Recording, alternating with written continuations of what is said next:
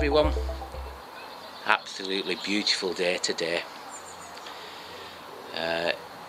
In our next video we're actually going to be covering 4 canals. The Shropshire Union, the Middlewich, the Wardle, which I don't think many of you will have heard of, and a little bit of the Trent and Mersey. We're going to also look at a little bit of history of a really characterful boatwoman called Maureen, who sadly died a few years ago, but there's some information in that what we're going to show you. So I hope you're going to enjoy the video, because we've enjoyed doing this one, and I think we'll get on with it. See y'all. Right, we're coming up now to the Middlewich branch. It's a junction off the Shropshire Union. That has a story to tell as well, which I will talk about at a later time.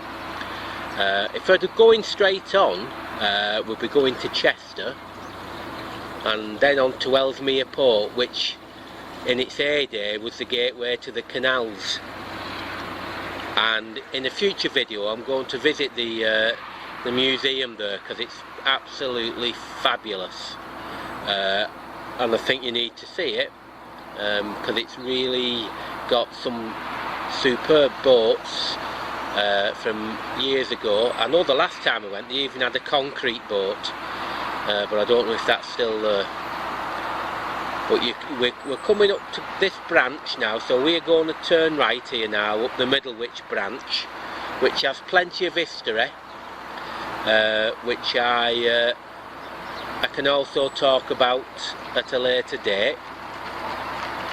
I might be a bit quiet now because I'll be concentrating on my turning to make certain I get in and make certain nobody's coming the other way. But I'll leave it running so you can see. Okay.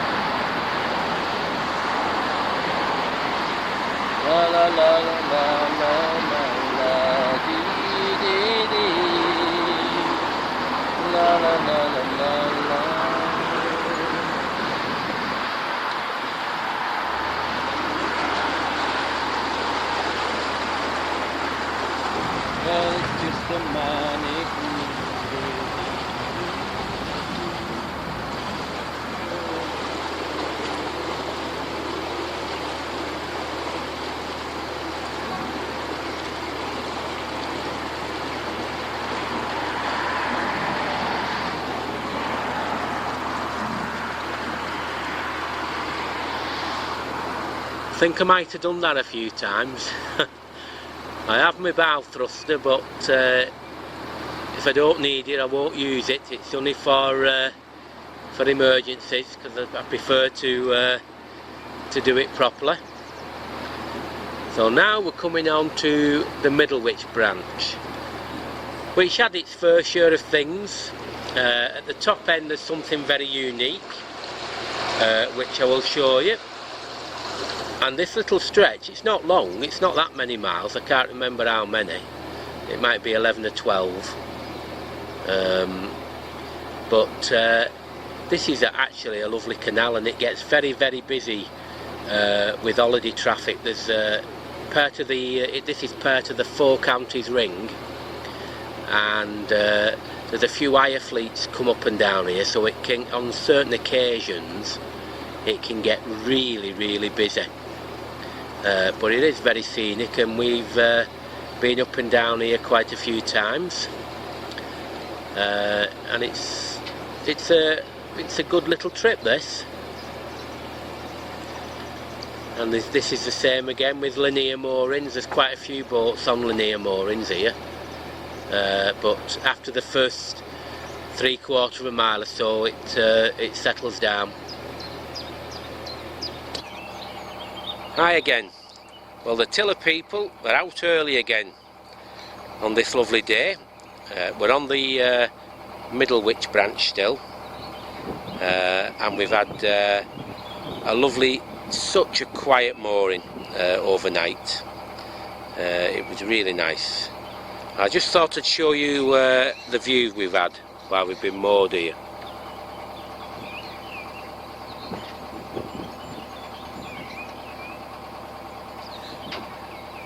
This is just on one of the many embankments were around this area, where it's absolutely gorgeous.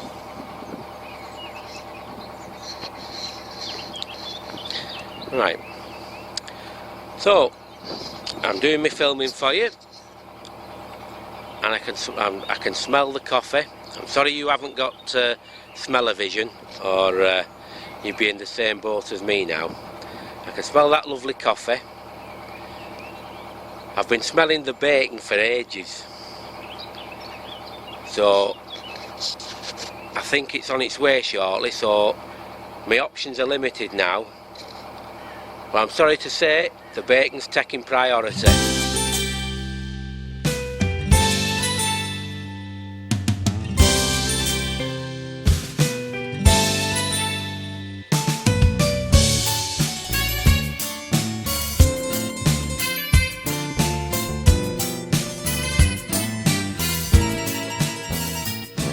Now we're coming to the end soon of the Middlewich branch, which does have a bit of history.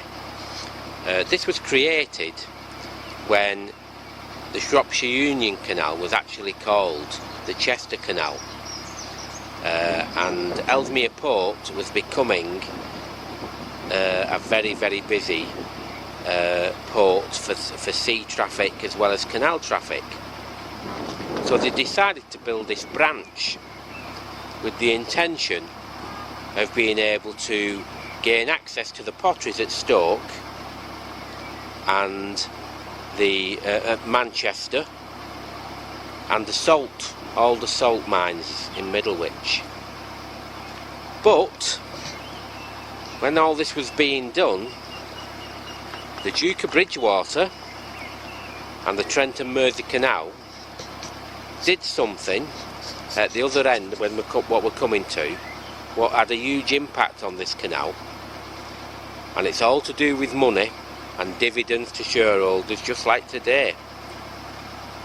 So very soon I'll show you what I'm talking about, and you'll see how unusual this is.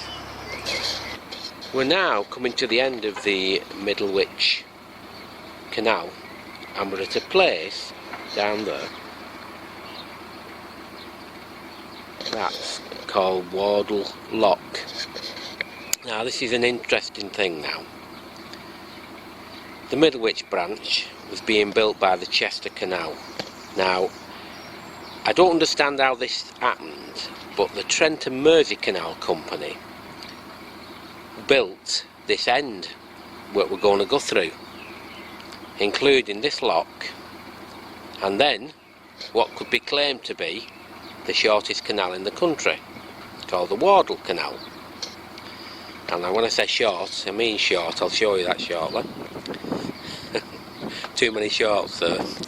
And what it is to use the canal then, they put a toll on it, the Trent and Mersey Canal Company, and it was a fortune. So to use that little bit stretch, which was the only way you could get onto the Trent and Mersey Canal, they enhanced the toll to be charged, which made it unviable, and this went on for years and years. But it did change as time went on. But I just want to show you this piece of history, because it's really unusual to basically have another canal company blocking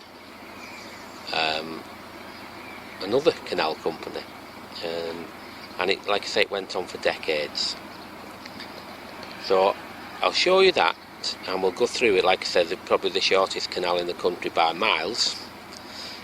And there's also another little bit of history here which I'll show you regarding a boat lady who used to live in a house on the lock for many years.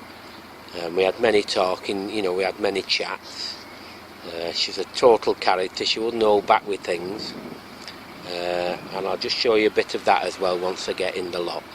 As promised, I'm at the Waddle Lock now, but I'll see if you can see this. It's got a plaque here, and it's called Memories of a Boatwoman. Because the Waddle Lock was also affectionately known as Maureen's Lock.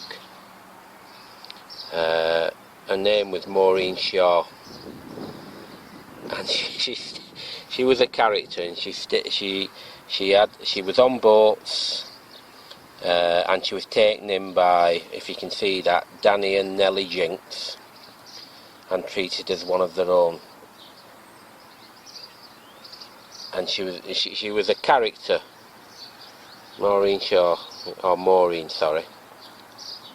She was a character.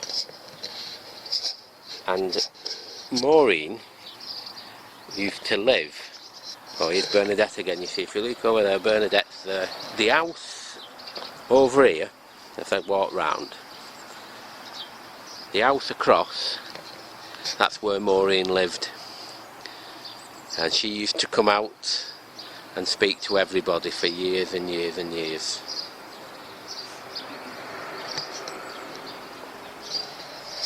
Now, there's another little thing here, which is what I want to show you before I go. And this is about the Waddle Canal and Junction.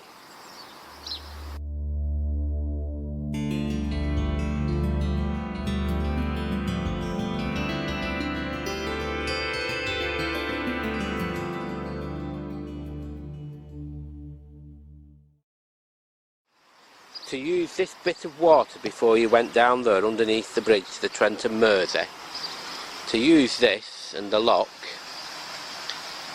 you had to pay a heavy toll, which made it quite expensive if you were going to use it, so it wasn't practical. So like I said, for many years that was known as the Waddle Canal, because it was built by the Trent and Mersey. And like I said, I never know how it happens. Right, well, like I said, the boat's in the lock now, and I'll have to get back on board to do my duties now. We're coming out of Waddle Lock now, and we're going on to the Waddle Canal. Unfortunately, there's not many moorings, and it's not that scenic, but it was certainly a problem for the in the old boat days, for the Chester Canal, which was soon to become the Shropshire Union Canal. So here we are on the Waddle Canal.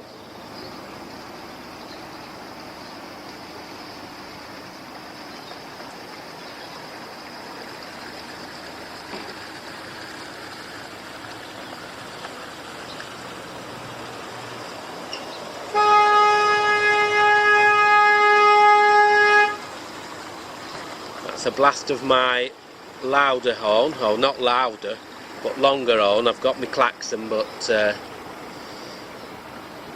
this is as we're coming off the Waddle Canal now, and we're coming on to the Trent and Mersey, and we have picked our choices to turn left this time. If you go right, you can do the Four Counties ring. I'm just taking it easy doing this at the moment, because anything could come round the corner.